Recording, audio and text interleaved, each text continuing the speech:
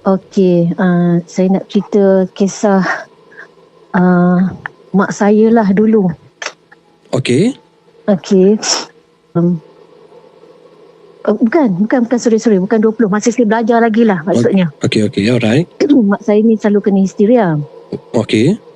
Okey, maksudnya kena histeria ni dia kadang-kadang dia tengah tidur pun dia kena, kadang dia tengah duduk pun dia kena. Betul. And then, tak semena-mena, kan? Okey, lepas tu bila kadang-kadang orang nak buat ke abang saya pun dia juga yang kena. Oh. Okey, saya pendekkan cerita lah ya. Okey, satu hari saya ke rumah mak saya lah, masa tu dekat Tambun. Okey. Saya tengah tidur. Tiba-tiba saya tidur sebelah mak saya lah. Tiba-tiba mak saya menjerit. Saya terkejut, saya pun terbangun terus. Menjerit memang bukan pelan-pelan punya menjerit lah, memang macam kuat.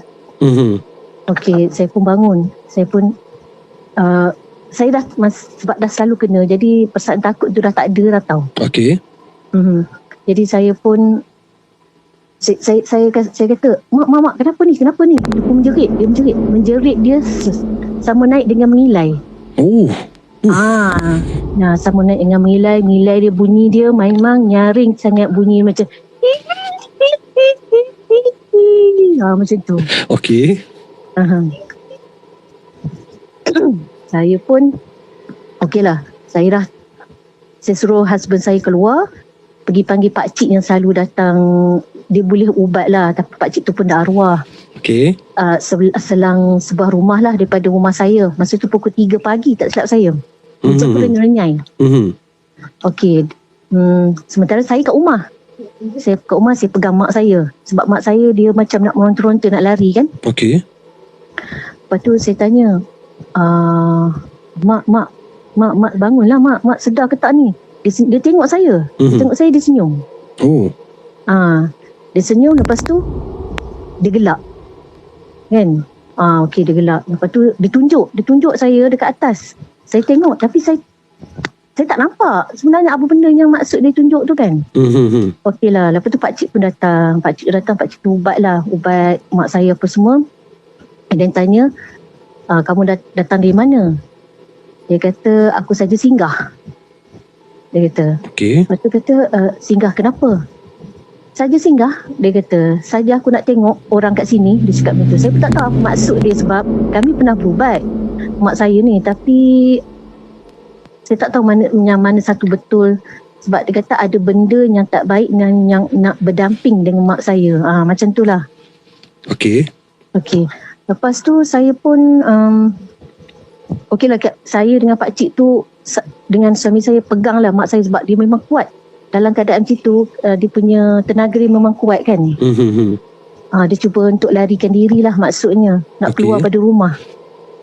Lepas tu saya pun cakap kat dia. Dia kata dia tak nak keluar. Dia kata ada orang hantar dia.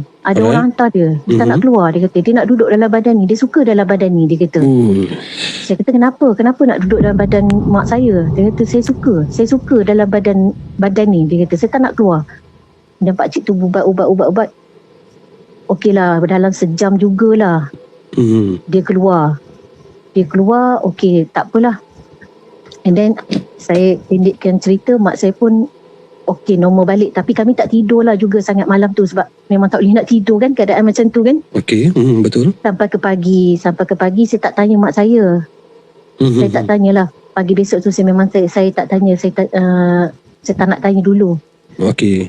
Apa jadi petang baru saya tanya, mak nak tanya sikit boleh? Saya tanya, sebenarnya yang mak menjerit semalam, mak nampak apa? Saya cakap kan. Saya tanya. Mula mak saya diam. Saya sebenarnya bersalah nak tanya, sebab mak saya ni pantang, tak boleh tanya benda-benda macam tu. Bila tanya dia akan menjerit balik. Dia tak boleh. Benda tu dia macam kita tak boleh sentuh langsung benda-benda tu. And then saya beranikan juga, saya tanya. Mak saya diam. Mula mak saya diam. Lepas tu mak saya kata, yang sebenarnya yang buat mak menjerit, mak nampak kat tingkap lidah panjang, rambut mengurai panjang. Allah. Saya kata pukul berapa masa mak nampak tu? Di mana saya kata kan? Dia kata di tingkap.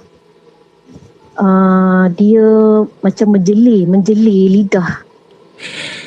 Itu yang mak saya kata dia menjerit tu. Okey, saya pun kata first part kan. Okey, second part pula saya nak cerita pula ni ada orang nak buat abang saya lah. Kan? Ada orang nak buat abang saya. Indonesia. Dia cuba hantar macam-macam ke rumah saya. Dan tiap-tiap hari mak saya jumpa patung kecil berbungkus ikat atas bawah putih. Faham kan maksud dia? Oh, macam dia buat macam mayat tu. Coklat, pocong. Oh, pocong. Ya. Jumpa atas katil, bawah bantal. Ui, banyak Ya, dia hantar. Sebab dia marah ke abang saya. Oh, okey. Dia marah ke abang saya. Dia hantar atas katil. Lepas tu dia hantar dalam rumah, bawah kerusi. Alright. Semua berbentuk coklat tu. Oh, okey. And then satu hari kena kat mak saya juga. Kat mak saya juga dalam bilik. Dalam bilik masa tu saya tengah bersembang dengan mak saya sebenarnya. Saya bersembang, tiba-tiba mak saya diam. Okey. Saya pun kata, mak saya diam. Tiba-tiba dia dah macam nak kancing gigi tau. Oh, macam nak marah tu. Macam nak marah. Dan saya kata, mak okey ke? Tiba-tiba mengilai pula balik lagi sekali. Astaghfirullah. Dia mengilai tu saya tak reti nak buatnya, tapi mengilai dia memang seram. Boleh tak ajuk sekali lagi? Okey, saya cuba ya sebab okey, kalau dia mengilai bunyi dia akan bunyi macam ni. Mula dia akan macam macam tu. Saya dah okey lah. Dah kenalah ni saya cakap. Tapi bila kita tanya lagi dia akan macam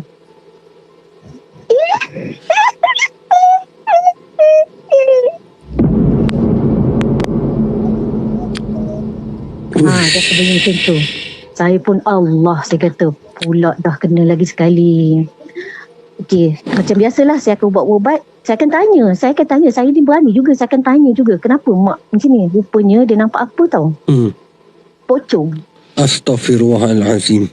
Ya, dia nampak pocong. Padahal kami ada dalam rumah, tapi dia aja yang suka kena. Pocong tu duduk belakang tingkap bilik mak saya. Astaghfirullahalazim. Mak saya belakang tingkap tu ada laluan. Kiranya kami ni tanah lot. So memang bila ada tingkap kan maknanya ada space lah orang boleh lalu kat tepi tu kan. Okey, tahu faham. Jadi dia kata dia nampak dekat tepi tu lalu mundar-mandir dia nak diri straight menghadap mak saya. Dia kata dia nampak dekat tepi tu lalu mundar-mandir dia nak diri straight menghadap mak saya.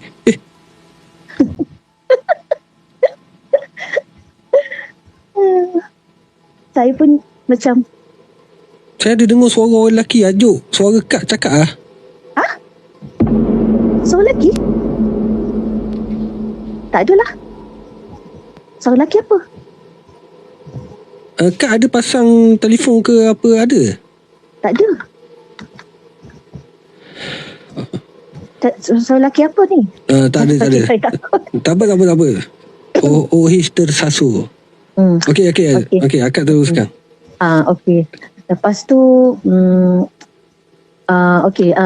pernah kami buka dalam bungkusan yang dia orang hantar tu, dalam tu memang ada tanah kuning. Okey. Kain kuning. And then bau kapur barus. Okey. Maknanya mungkin tu tanah kubur kot. Tanah kubur kain bukan kain kuning, kain kapan putih, sorry. Okey. Putih dan bau kapur barus. Alright. Memang lama jugalah mak saya, tapi sebenarnya cerita mak saya ni tak pernah habis. Tapi alhamdulillah dah okey dah sekarang ni lah, banyak okey lah. Daripada saya sekolah dulu sampai saya dah kerja lah, memang mak saya teruk. Apa pun dia juga yang akan kena. Kalau nak ceritakan banyak kisahnya. Tapi ini antara cerita yang bagi saya macam agak seram jugalah kan. Sebabnya kita kita lihat, kita nampak kan, kita nampak keadaan mak macam mana, dia punya menjerit, dia punya mengilai, dia punya senyum, dia punya tenung, memang lain. Memang lain. So tak apalah, itu je lah buat masa ni saya nak cerita.